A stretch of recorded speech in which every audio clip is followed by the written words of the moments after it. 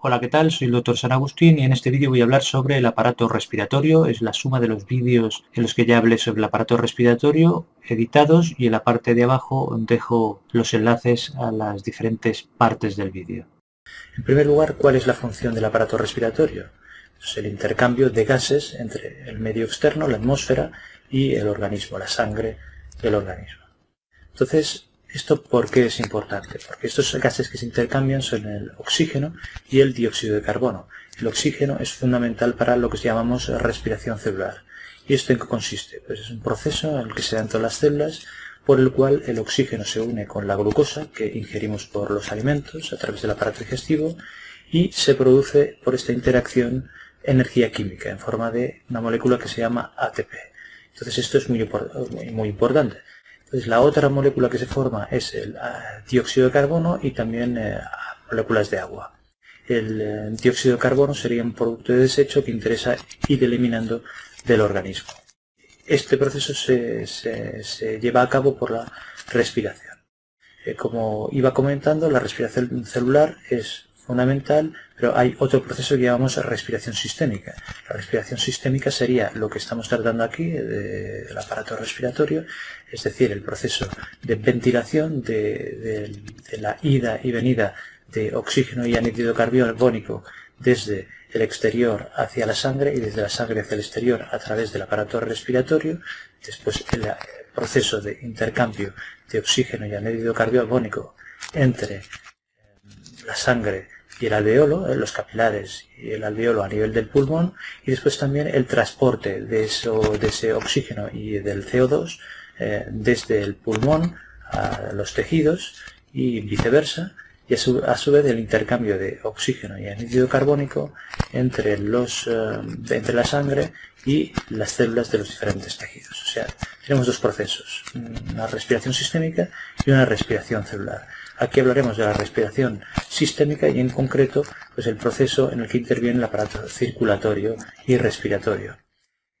Como voy comentando, para que ese proceso se lleve a cabo es fundamental que el aparato respiratorio y circulatorio funcionen de forma conjunta.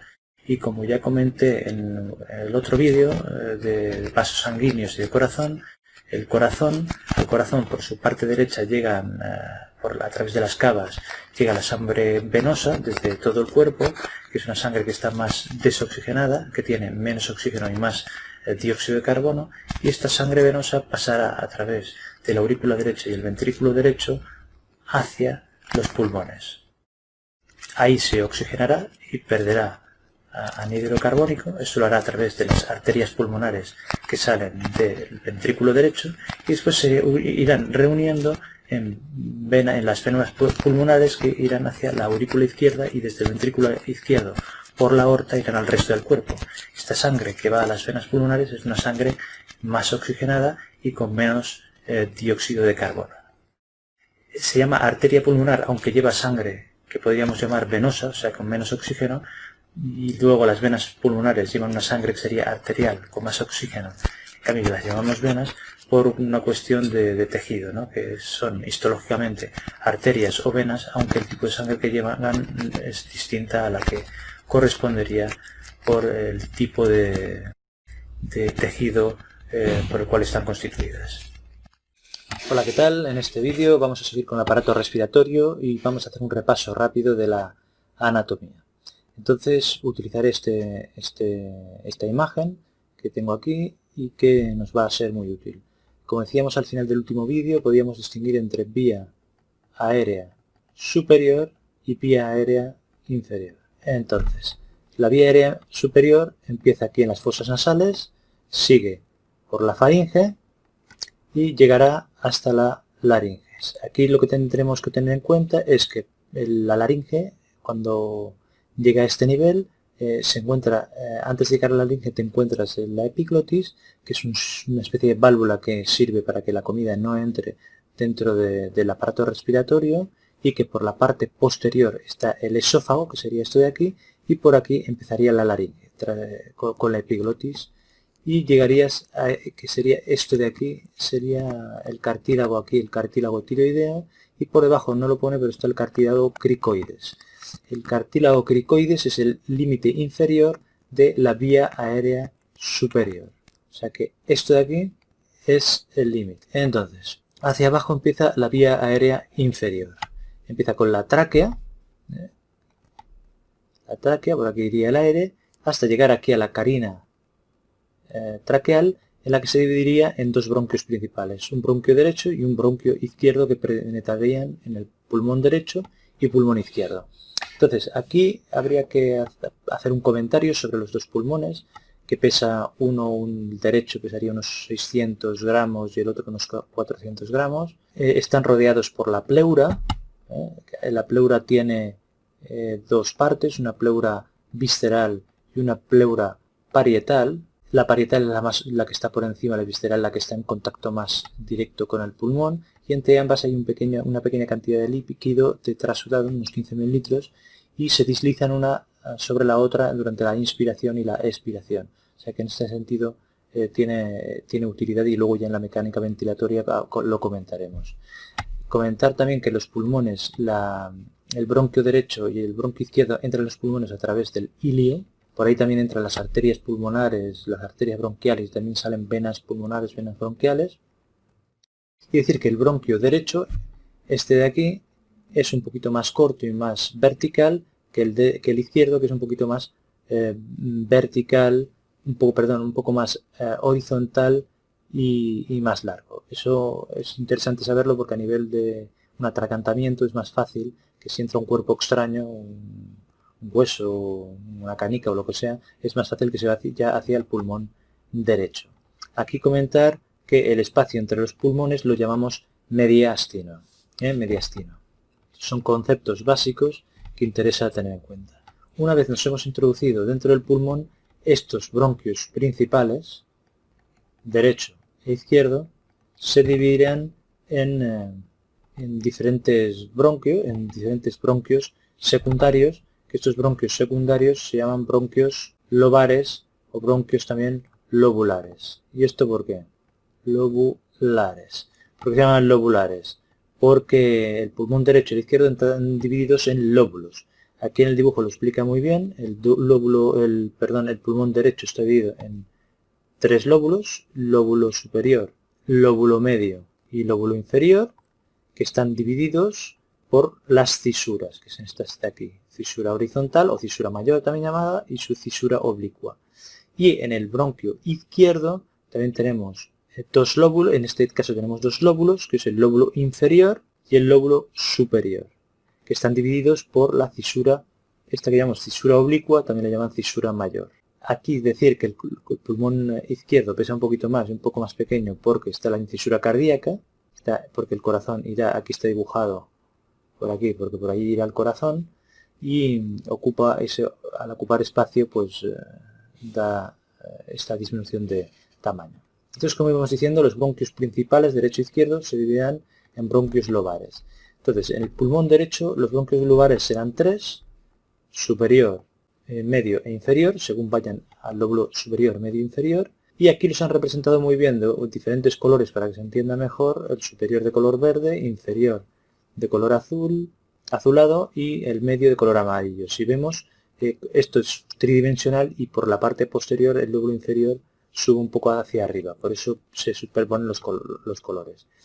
Y a nivel de pulmón izquierdo tenemos que el pulmón izquierdo tiene dos lóbulos y representan de color verde los bronquios lobares o lobulares superiores y los inferiores de color azul. Lo mismo digo, que a veces se superponen porque es tridimensional y a veces uno se introduce dentro del otro. Entonces hemos llegado hasta aquí. Hemos hecho una primera generación, una segunda generación, que es la segunda división de los bronquios, y luego hay una tercera que aquí no la pone en el dibujo, que son los bronquios. Los bronquios segmentarios se llaman así porque estos bronquios lobares se irán dividiendo cada uno en varias partes en función de los diferentes segmentos de los que se compone cada lóbulo, que son segmentos bien diferenciados y que son importantes, por ejemplo, a nivel quirúrgico, para hacer resecciones, cuando hay algún tipo de patología que afecta a un segmento,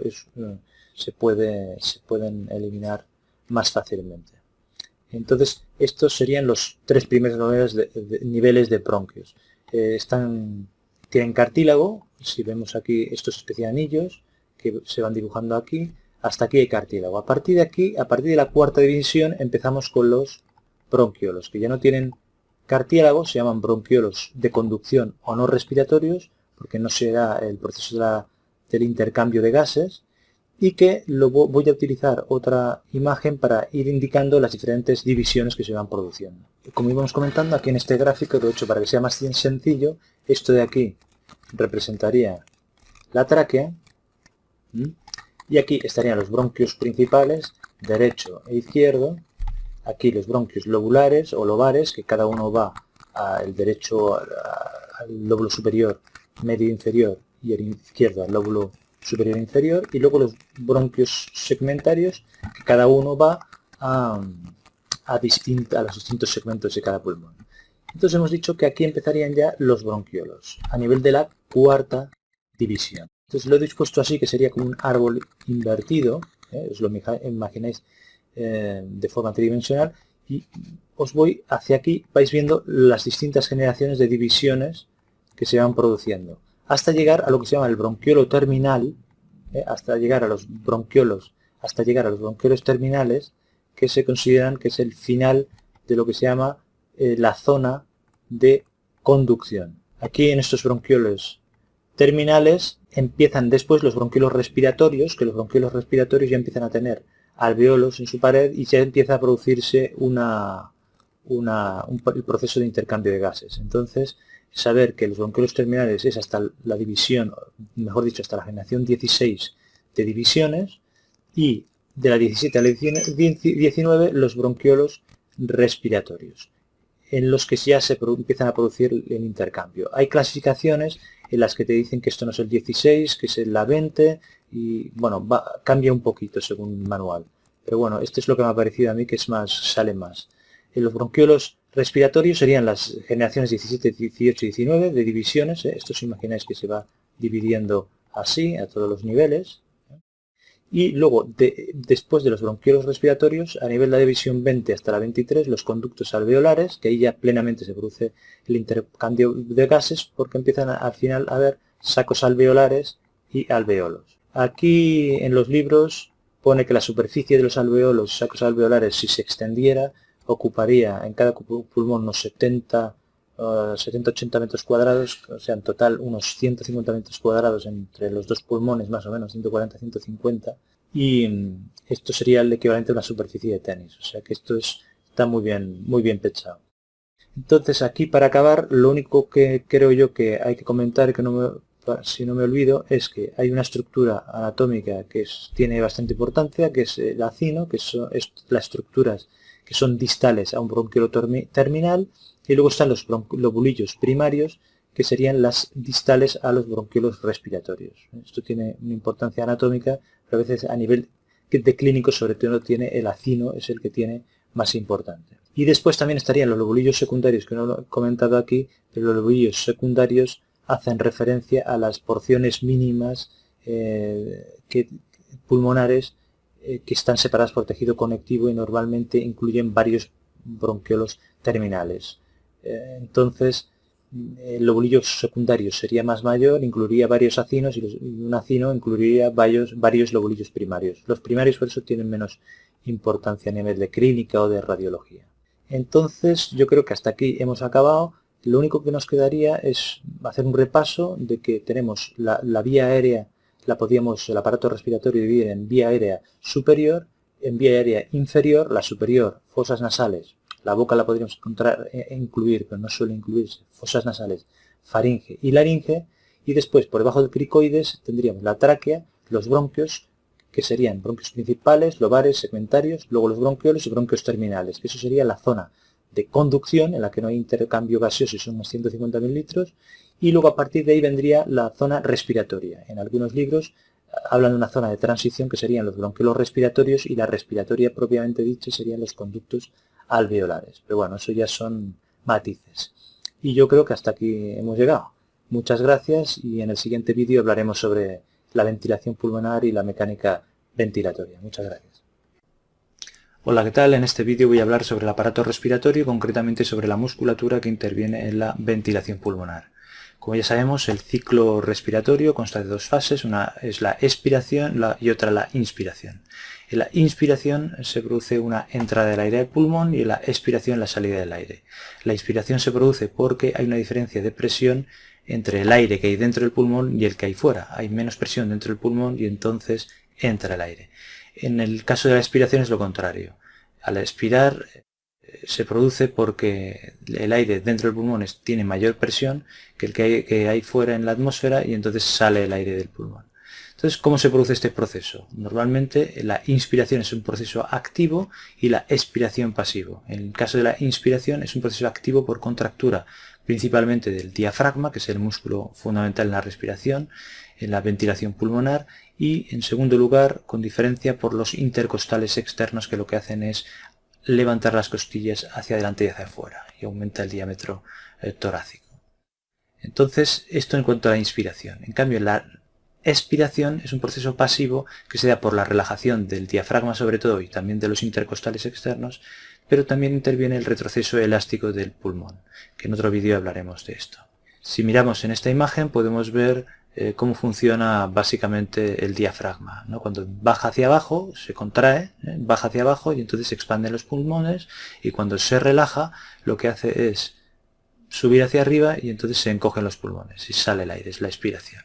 Aquí tenemos una visión desde la parte inferior del diafragma, en el cual podemos ver cómo está constituido. Tiene una parte aquí que es de color más blanquecino, que representa la aponeurosis, y por la periferia es la zona muscular, que será la que se contraerá. Cuando se contrae viene hacia nosotros, porque lo estamos viendo desde abajo, y entonces se produce la inspiración, y cuando se relaja se alejaría de nosotros y entonces el pulmón se encoge y sería la expiración. Aquí en esta imagen podemos ver varios hiatos, varios orificios. Este de aquí sería el orificio de la cava, este de aquí el hiatus esofágico, es el del esófago. En la parte nuestra estaría el estómago, empezaría el estómago. Aquí tenemos el orificio aórtico, aquí se ve la columna vertebral. Como hemos dicho, este es el músculo principal de la respiración, de la ventilación pulmonar. Aquí tenemos otra imagen en la que podemos ver los intercostales externos, que estarían, aquí lo señalan, serían estos que están entre las costillas, después que forma parte, como decía antes, de la musculatura de la inspiración, y después tenemos el pectoral menor, los serratos, y después hay otros que veremos después que intervienen, que son músculos accesorios de la inspiración. Es decir, que cuando hay inspiraciones forzadas intervienen más músculos, como por ejemplo estos. Aquí tenemos los intercostales internos, que estos intervendrían en la expiración forzada, que ya lo comentaremos después. Aquí tenemos los escalenos, que también son músculos inspiratorios accesorios que intervienen en la inspiración forzada. Tenemos el escaleno anterior, el medio y el posterior.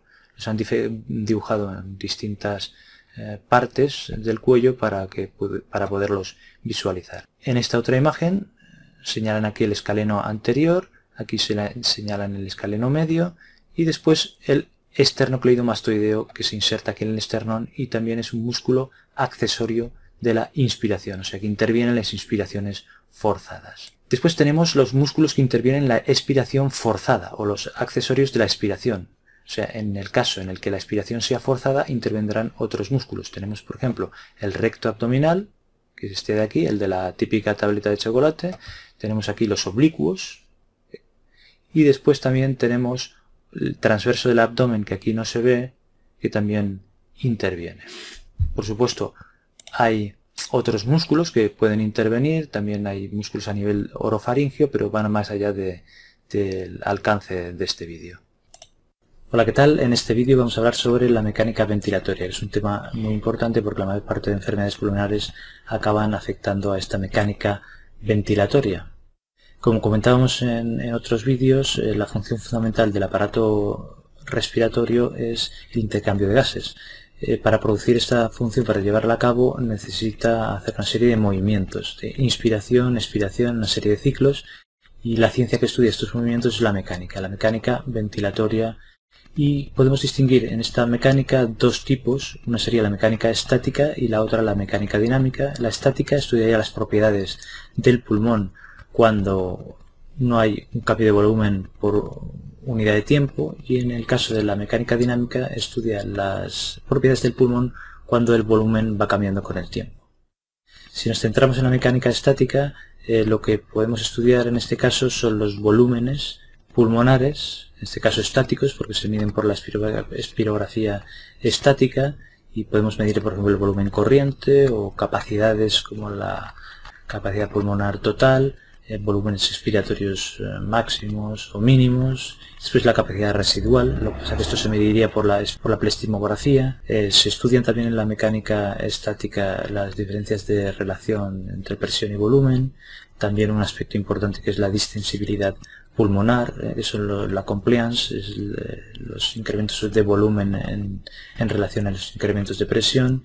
Y también aquí se estudian las interacciones de presión entre la pared torácica y el pulmón, diferencias entre presión alveolar, presión pleural o presión torácica, presión transtorácica, presión transmural, en fin, todos estos factores que influyen en la ventilación pulmonar. En el caso de la mecánica dinámica se estudian los flujos, aquí ya es por unidad, los cambios de volumen por unidad de tiempo, y en ellos influyen las resistencias pulmonares, los patrones de flujo y otros factores, toda una serie de factores neuroendocrinos que intervienen aquí. También está el estudio de la distensibilidad dinámica.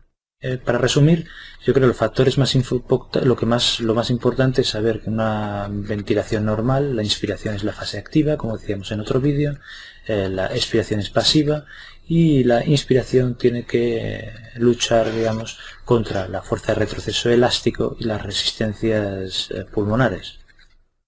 Estas fuerzas de retroceso elástico se deben a unas fibras elásticas que hay dentro del pulmón que mantienen las vías respiratorias abiertas, pero que cuando hay una inspiración llega un momento en que, como en el caso de una goma, tiran de forma que haya un retroceso, ¿no? Este retroceso elástico es inversamente proporcional a la distensibilidad, a la compliance de la que hablábamos antes. Es decir, cuanto mayor sea la distensibilidad, menor es el retroceso elástico, y al revés.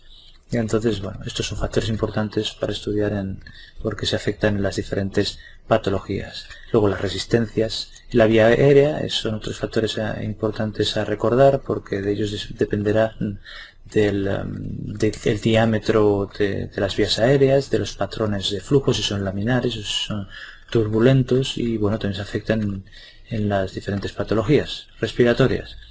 Después hay otros factores como son, y que ya hemos comentado, las presiones que hay a nivel de pleural, las presiones transmurales, las presiones transpulmonares, y que, bueno, influyen en la inspiración, ¿no? En el espacio pleural hay una presión negativa respecto a la atmosférica, y con la inspiración esta presión negativa aumenta y entonces facilita la distensión pulmonar y que entre aire dentro del pulmón.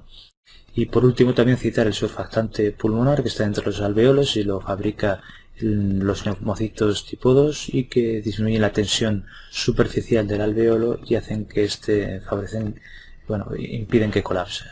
Entonces, bueno, hay otros factores que influyen, pero también es muy importante tenerlo en cuenta durante todo lo que es el movimiento ventilatorio. Hola, ¿qué tal? En este vídeo vamos a hablar sobre la barrera alveolo-capilar, que sería la parte en la cual se produce el intercambio de gases, el aparato respiratorio. Como dijimos que esa era la función que tenía, es un aspecto muy importante que tenemos que comentar. Entonces, si recordamos, el aparato respiratorio más o menos tiene este aspecto. Son como dos pirámides, los pulmones, por aquí llega la tráquea, aquí los bronquios principales. Entonces, si hacemos un pequeño corte, pequeñito aquí, y lo ampliamos, obtendríamos una imagen similar a esta. Aquí lo que podemos ver es la parte final del aparato respiratorio, en el cual podemos ver aquí los sacos alveolares. Cada uno de estas pequeñas burbujas es un alveolo. Aquí, por ejemplo, vemos dentro estos agujeritos que serían las desembocaduras de los conductos alveolares en cada alveolo, y entre medio de ellos hay unos tabiques que a veces están comunicados por los llamados poros de Kohn, que pasarían por aquí, que Los poros de Kohn a veces sirven para que haya una comunicación entre alveolos, de forma que cuando hay un colapso en una parte del aparato del sistema de los alveolos, el aire pueda pasar a esos alveolos que tendrían que colapsarse por una vía colateral. Aquí vemos también las arteriolas pulmonares que llegan a los sacos alveolares y a los alveolos, se van formando capilares alrededor de ellos y después se formarán las vénulas pulmonares que las representan de color rojo. Las arteriolas las representan de color azul porque llevan sangre poco oxigenada y las vénulas las representan en color rojo porque llevan sangre oxigenada. Entonces el intercambio se produce a nivel de los capilares que rodean los alveolos. Entonces, si hacemos una sección, por ejemplo, de un trocito, lo que veríamos sería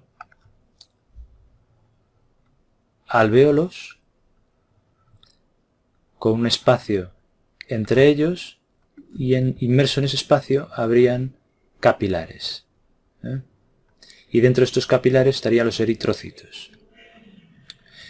Y el intercambio se produce a este nivel. La membrana, estas dos membranas contactan y a través de esas membranas, esto sería la membrana alveolo-capilar, y a través de esa membrana se produce el intercambio de gases.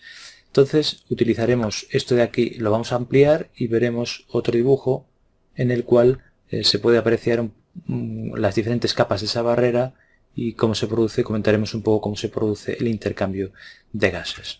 Bueno, en esta imagen podemos ver, que le he titulado la barrera alveolo-capilar, podemos ver diferentes capas. En este lado estaría la luz alveolar, o sea, el alveolo, la parte interna del alveolo, y en esta otra parte estaría, digamos, la parte capilar. Entonces la sangre ha de pasar, perdón, los gases han de pasar todas estas capas de la barrera alveolo-capilar y la pasarán por difusión, por un juego de presiones. El oxígeno pasará hacia la zona capilar y el anhídrico carbónico hacia la zona alveolar.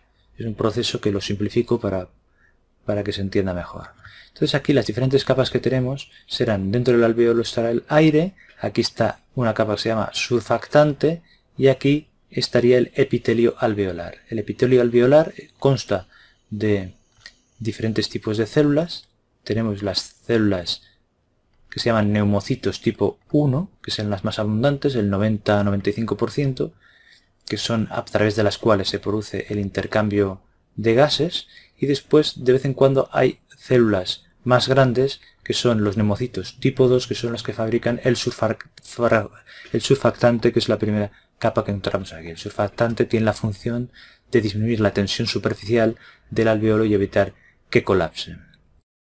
A continuación, bueno, aquí a nivel de surfactante a veces están inmersos macrófagos que tienen una función defensiva por el contacto que hay entre el aparato respiratorio y el exterior, ¿no? Entran partículas y posibles gérmenes que pueden ser nocivos y es importante que haya un buen sistema defensivo. Y continuando, aquí en esta otra capa de aquí tendríamos la lámina propia del alveolo. Aquí estaría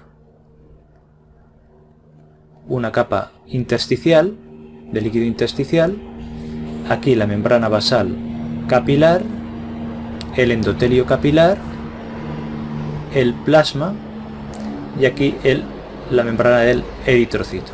Y dentro del eritrocito estaría o sea, aquí empezaría el capilar. El capilar sería esto. Entonces, como decimos, eritrocito, endotelio capilar, eritrocito, plasma, endotelio capilar y lámina basal del capilar. Y esta es la lámina basal del alveolo. A veces estas dos láminas no tienen espacio intersticial y están muchas veces fusionadas. En el blog hago un artículo en el cual lo explico con más denuedo. Entonces, ¿qué factores influyen en el intercambio de gases a nivel de la barrera alveolo-capilar? Pues un factor que influye es el grosor y la superficie de ese área. A menor grosor y más superficie, pues mayor difusión. Otro factor que influye son las presiones parciales de oxígeno y de CO2, tanto a nivel del alveolo como a nivel del capilar. Entonces esto se produce porque hay una diferencia de presiones parciales, tanto a nivel alveolar y capilar, y esto en el artículo del blog lo pondré más específicamente las cifras, pero hemos de tener en cuenta que la presión parcial de oxígeno a nivel del alveolo es mayor que a nivel capilar, y la de CO2 es mayor a nivel venoso. Entonces, de la zona en la que hay mayor presión, pasará por difusión a la zona que hay de menor presión. Se produce en unos 0,25 segundos. Y luego se alcanza un equilibrio, o sea, en cual se equilibran las presiones, ya no hay intercambio, que serían los 0,75 segundos que hay posteriormente. Si hubiera alteraciones en esto, se producirían alteraciones en la difusión. Y después el último factor sería el coeficiente de difusión. Es la capacidad de solubilidad que tienen los gases en agua. Entonces, saber que a la misma presión parcial el CO2 tiene unas 20 veces más solubilidad que el oxígeno. Y bueno, eso es todo. Yo creo que lo único que hay que saber es un poquito las diferentes estructuras que tiene la barrera alveolo-capilar y los diferentes factores que hemos citado que influyen en ellas. Esto lo amplío un poquito más en el artículo del post, que si queréis podéis ir. Y muchas gracias.